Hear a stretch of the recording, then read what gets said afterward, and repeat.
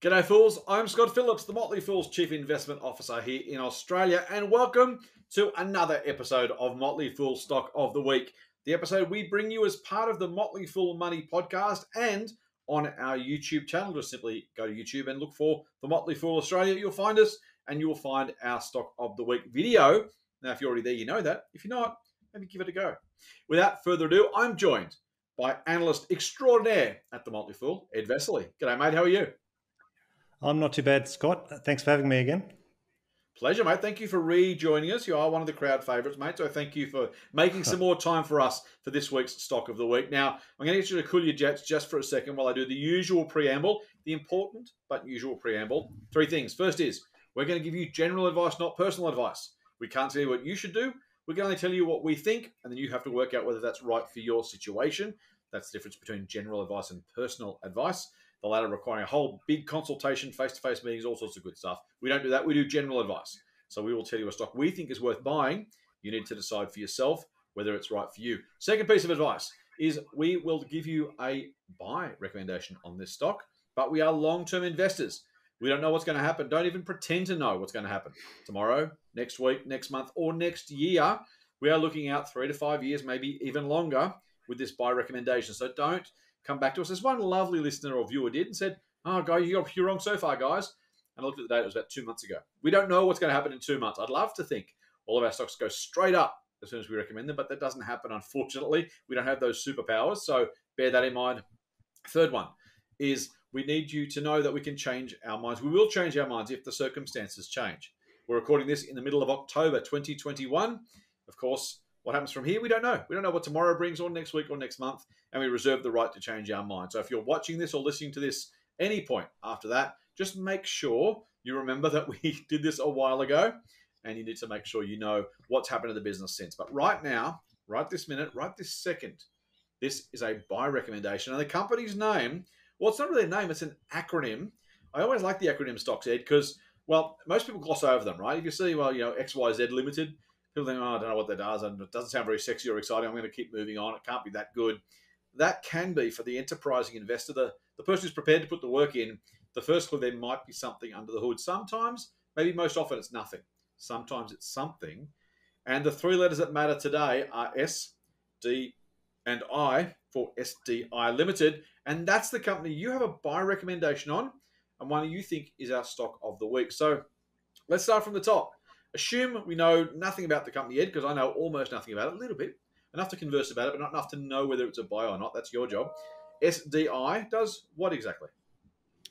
For sure. Look, it's a company that I like it because it focuses on its niche. It basically doesn't try to be everything to the world. It focuses purely on the manufacturing and the distribution of dental equipment and supplies. So it's got that. So That's what a it heck of a tries to niche. be is, yeah, it definitely is. It's a supplier to the dental industry, not just here in Australia, but around the world. And it's a traditional base, I guess, of products was amalgam, which is now a lot less these days. Its focus more recently in the last few years has been dental aesthetics. That accounts for 45% of the total, and what they try to do there is help dentists with, I guess, helping their own patients with the focusing on improvements to teeth and people's appearances, and that's a big thing. There's equipment which it provides, and also whitening products, and that's all it does. Basically, all the manufacturing is done in Australia, and what it does is it exports around the world. It's got a number of distribution arrangements in other countries, which is fantastic. And in fact, if you look at the Australian sales and exports from Australia, you're looking at only 34% or so of its total sales. So it's been quite a success story because even though it's only a $120 million market cap, still quite a small company, relatively speaking. It has been around a long time. In fact, it was established back in 1972 and it became a listed company in 1985. So all that time, it's been focusing purely on, as I say, the supply of dental equipment to the dental industry. I like that, mate. Now, amalgam, I'm thinking fillings, is that right, back in the old days?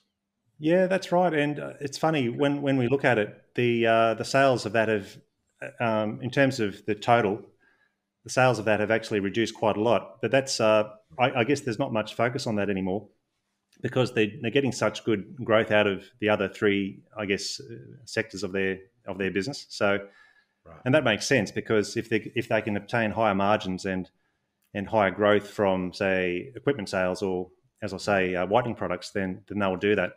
In fact, the R&D, the research and development that they continue with, is focused on those areas. And I was also intrigued to read that I think it's in the next year or two that they'll have some sort of replacement for amalgams over time in that next 12 to 18 months or 24 months. So it'll be very interesting to see what that does for sales as well.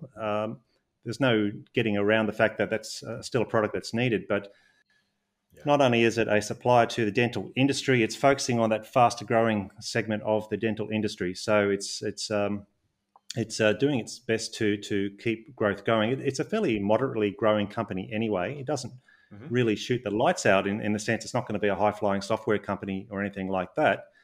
But it's actually one of the longest-standing recommendations on the Dividend Investor Scorecard here at the Motley Fool. And it was back in January 2018 when it was recommended. And in that time, it's provided around 11.2 cents per share in dividends, plus franking. And when I looked at the scorecard, it's actually, I'm not saying that this is going to be a guarantee for the future, of course, but it's actually beaten the market by almost 3 times just in that last almost 4 years or so. So it's a quite achiever. It's not a company that's really on the radar of too many analysts or brokers, but it's something that I think I've recommended once or twice as a best buy now in the last 3 or so years. There's been a lot of other high-flying companies on the scorecard, but this one is, as I say, a quite achiever. It just continues doing what it's doing. It's focused on its niche. And I think that'll just continue. I think you could say that easily that the last 5 years could well look like the next 5 years. It'll just continue doing what it's doing and making incremental improvements to its operations and its profitability. I like that, mate. So this is a people think niche, not very exciting, not very big opportunity. They think small. Why would you bother? And I've got to say, mate, there are very few people in the country get excited about dental products, but that's kind of the point, as you say. That is the opportunity. So let's move ourselves from what the company does. Let's go to the investment case. You've already mentioned that the shares are up a lot, which is fantastic. 3 times the market's gain. It's possibly a small company. Maybe the best ties are behind it. Maybe they're not. You don't think they are.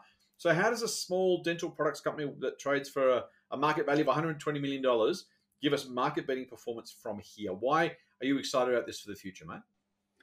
Well, I like it. As I say, it's focused on a niche part of the industry. It sticks to its knitting. It's been able to maintain gross margins at above 60% for the last few years, and I just think that's due to a couple of things. First of all, you've got the fact that they have a commitment to research and development, so they're continually putting money towards making better products and hopefully selling those in global markets. But I was really pleased also to read, especially in the last few years, that the focus on cost control is incredible. So with growing revenue on the top line and growing profitability and a bottom line, you're still seeing the growth in costs being a lot lower than that. So I think that again helps with margins, obviously.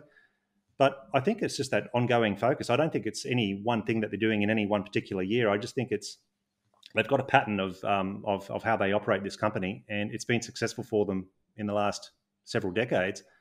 And I can see that occurring or continuing in the years ahead, just with the aesthetics and whitening categories too. Just for the fact that the company is focused on those areas. Those areas of the dental industry are growing at around 13% per annum, and that's what they've actually achieved over the last 5 years. So that's a good thing. And also, too, the fact that it's not just focused on the Australian market, it's been able to export quite successfully. Now, I said earlier that its Australian sales and its exports from Australia accounted for around 34% of its sales, but it's actually got, and this is, I think, the key to an investment in SDI, it's over many, many years. It's actually been able to establish and develop relationships with other distributors around the world. And at last count, it had around 800 or more than 800 distributors in various markets. So we include South America in that. We've, of course, got North America and we've got Europe. And Europe at the moment accounts for 34% of sales. And as I say, with that geographic diversity, you've got the commitment to R&D, which allows you to introduce maybe at least 1 to 2 new products each year to the market. And I think they're obviously continuing to develop the sales mix, which I think is bodes well for future sales. The other thing I think that's worth looking at too is that this is not I've mentioned it's profitable, but it's not a highly geared company. It's got a good balance sheet. Now, as I say, it's a small company. It's got around $11 million in the bank, but it's got no debt.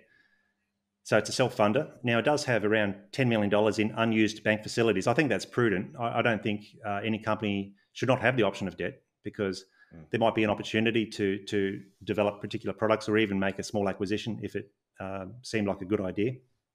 But what we see is that it's got $11 million in bank, no debt, and it's been able to fund its growth. Now, I thought, okay, if that's the case, then surely they must be issuing a lot of shares, maybe, because that's how some companies work. They might have, like a growing company might have not much in the way of debt, because maybe they just don't have the maturity to go to the lenders to say, I mean, the business maturity I'm talking about, they may not be able to convince lenders that they're good for, tens of millions of dollars. So that what they will do is they'll go to the market. And that's exactly why companies come to the market in the first place, is that they can issue capital, use that money then to grow the business. But look, in the case of SDI, I actually went right back to this one. The growth in the share count, which I think is critical to evaluate a company on a per share basis. The share count since over the last 24 years has grown by 1.8%. Now, that's not 1.8% per annum. That's growth of 1.8%. So that was remarkable. And I hadn't actually even checked that until just recently, because it's something I like to look for in a lot of the companies on the dividend investor scorecard. But it's got 118.9 million shares and it's grown that from around 116 million back in the late 90s. And I think that's quite remarkable. So what that means is potentially it won't be growing maybe as much as other companies who like to juice their balance sheets with more equity or debt. But this is a company, I think, that, as I say, sticks to its knitting. It's got a very conservative balance sheet.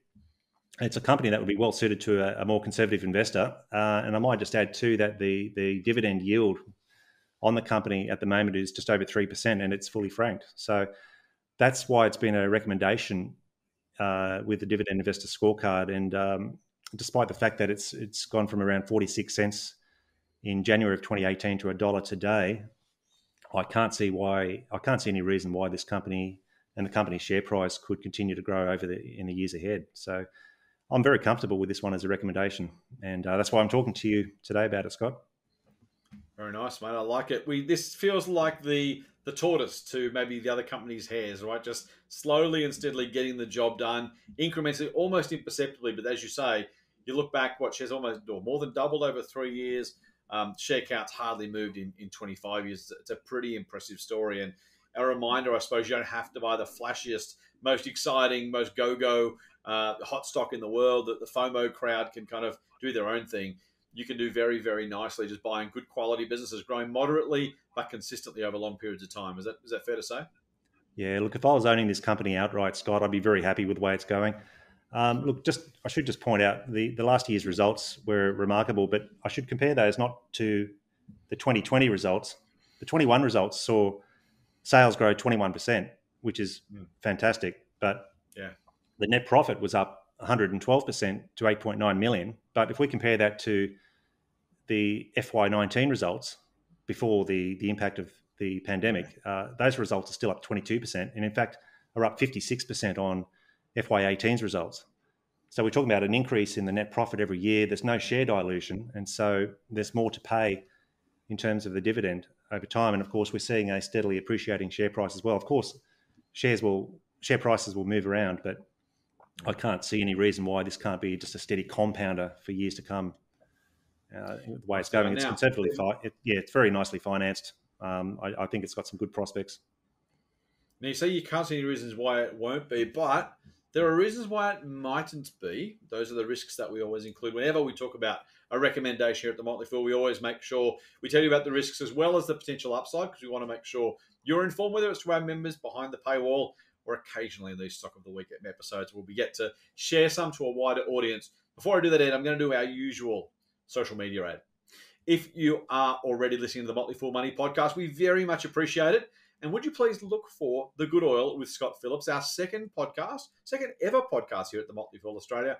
Have a look for The Good Oil with Scott Phillips. Interviews with some of the best and brightest business leaders, experts, entrepreneurs around the place. I recently spoke to Kate Morris from Adore Beauty within a really fantastic conversation. I was talking to Ruslan Kogan from Kogan. I own shares in Kogan for the record too. A couple of other experts in the past, Stephen Koukoulis and Eliza Owen, and plenty more to come down the pike as well. So please keep an eye out for that. If you are also on the podcast right now, check out Motley Fool on YouTube. Just simply go to YouTube and just type in The Motley Fool Australia in the YouTube search, or simply type in youtube.com/C for channel apparently, /FoolAU, and that'll get you straight to our page. And of course, if you're watching this on YouTube, thank you very much. I'm sorry you got to look at me, but that's the price you got to pay. Do check out the podcast for us as well. If you're on social media, we're all over the socials. Well, almost all of them. We're not yet on TikTok, but you never know. Strange things have happened. We are, though, on Facebook. If you look for The Motley Fool Australia, just facebook.com/The Motley Fool Australia or facebook.com/Scott Phillips Money. You can find us there. On Twitter, if you go to @The Motley Fool AU or @TMF Scott P, that's my handle. And you can find the same on Instagram @The Motley Fool AU and @TMF Scott P. Eddie, you're on Twitter, are you? Do I remember that correctly? Correct. Oh, No, I'm not on Twitter. We'll get you there. Eventually. Eventually, by. maybe. It's just big announcement, hopefully coming soon. I'll twist Ed's arm behind the scenes and we'll see what we can do. But yeah, if you want to follow us at the Motley Fool, all across the board, you follow my account too if you want to. That's the ad out of the way, mate. As I say, it's an ad. Hopefully, also, if you're here, if you're listening or watching this, you obviously care about what we think, what we have to offer. So our socials are a great place to follow us as well. Mate, let's go to the risks of an investment in SDI. Every company has risks, no matter how good the potential. What are some of the risks that investors should be aware of before they buy shares in SDI?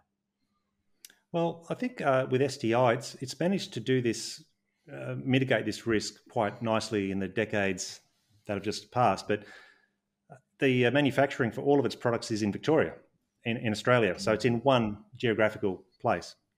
And now we haven't been through a pandemic before. We've had to endure this for the last 18 months. And I sincerely hope that we can get through this in the next 6 months or so. But if there was to be a continuing disruption to the cost of goods going into its products, so sourcing supplies and just getting products to market with closed borders, it makes it harder. There's obviously fewer flights in and out of the country. So just getting to markets overseas for exports is a problem. Then they mitigate that with, I suppose, inventory in other markets, and they've got the relationships there with distributors and so on. But manufacturing is all in one place in Victoria, in Australia. So that, I guess, is a risk. I suppose what they could consider longer term, if they can get to a point of scale, is that they might consider manufacturing in other countries where it makes sense to do so, depending on the costs of doing so in those countries.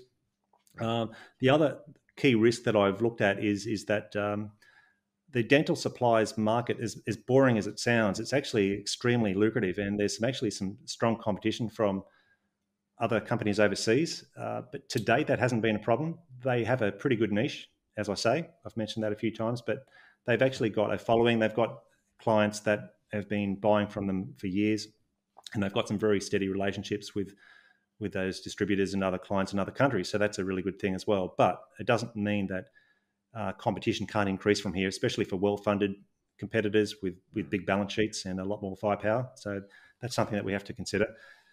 What it has to do there is just has to continue its efforts into research and development and continuing to innovate. And I think they're doing that, but we just have to be cognizant of that risk.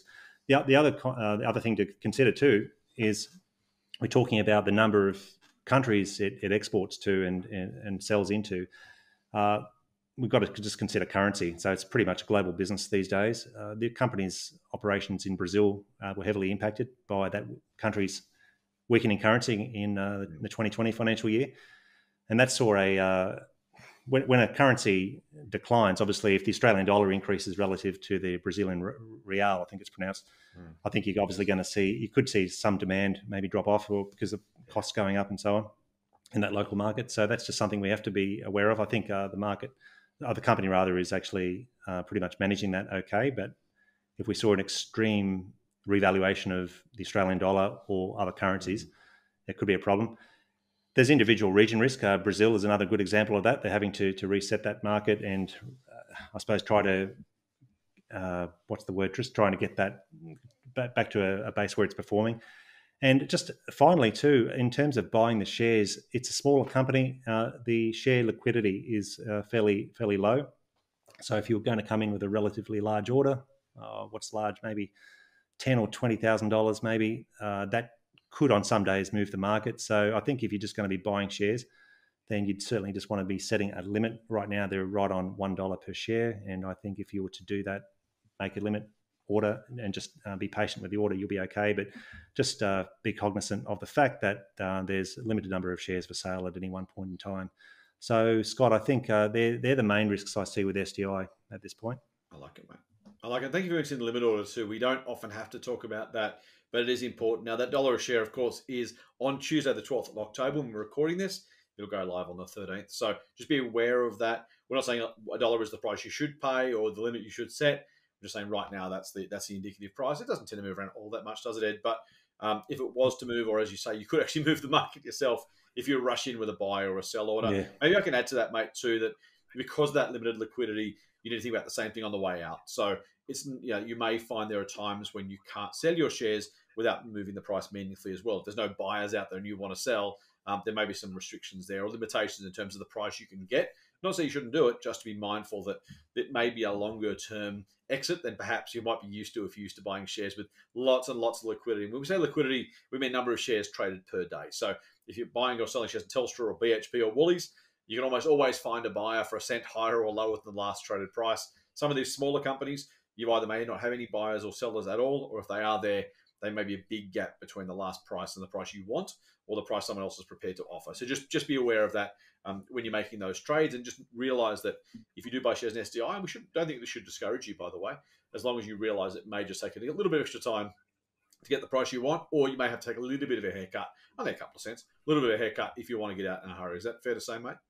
I think so. I couldn't agree more with that. Just got to be careful about your entry. But again, take a long-term view and I think you'll be fine. Yeah. Mate, if you bought for 46 or 47 or 48 or 49, you're still pretty happy at $1. So I think that maybe the long-term story's already been demonstrated beautifully by your recommendation. So thank you and well done. And all it remains for us to do is sum up the case. Our patented 60-second elevator pitch. Well, maybe not patented. Other people have probably thought about it before. But let's wrap it up with the foolish bottom line, mate. In 60 seconds, give or take 60 seconds. Give us the pitch. Why should our viewers and listeners buy shares in SDI? Okay, well, SDI has a demonstrated way of succeeding. It's actually been operating the business for now a number of decades. It's hardly put a foot wrong over those years. It's a slow grower, but nevertheless, it's still being able to beat the market. So we like the fact that it's focused on its niche and doesn't try to expand into product areas that are potentially foreign to it. SDI has a very clean balance sheet and, very importantly, a commitment to research and development, which it does from its cash flow, which we like. Something I didn't mention, though, it has high levels of ownership by the founder and chairman, and that's why the focus on costs is so high. The founder wants to see his net worth grow as well. So the best way to do that is to try to grow the top line and margins by keeping costs low. And I mentioned also it has over 3% yield. If we turn that around and look at the valuation on its earnings, you're paying only 13.5 times last year's earnings. So I think that's a pretty good deal. Very good. There you have it. SDI is the name of the company. It's also the ASX ticker code, ASX SDI. Brought to you by Ed Vesely, one of our gun analysts here at the Motley Fool. Mate, thank you for spending your time and sharing your expertise with our viewers and listeners. Thank you to you for spending some time with us, listening and watching this particular episode of Motley Fool Stock in the Week. We are back every Wednesday with another episode, but on both the podcast feed and the YouTube channel, there's a whole lot more besides. So again, just a reminder, if you're not yet, make sure you do subscribe to the YouTube channel, hit the notification bell, so you'll send a message every time we upload some new content. If you're watching on YouTube and you're not yet subscribed to the podcast, check out Motley Fool Money as well. Just drop that in the search bar of your favorite podcast feed and it will find Motley Fool Money for you. With no further ado, until next week, on behalf of Ed, the Motley Fool team, and myself, Fool on.